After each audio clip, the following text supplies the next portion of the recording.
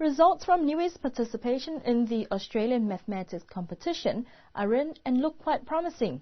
The Australian Mathematics competition is a maths test run by the Australian Mathematics Trust since 1976. The standard paper consists of 30 multiple-choice questions. Niue High School had 54 entries into the 4 categories, with upper primary Year 7, juniors in Year 8 and 9, intermediate Year 10 and 11, and seniors Year 12 and 13. Sources from the Maths Division of Niue High School say they're very happy with their results, which were relatively well.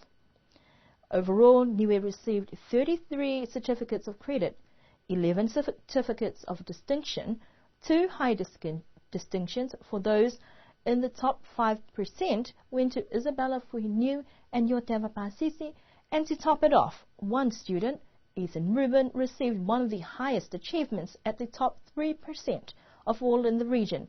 The main prize, quite an achievement, considering this is a regional competition.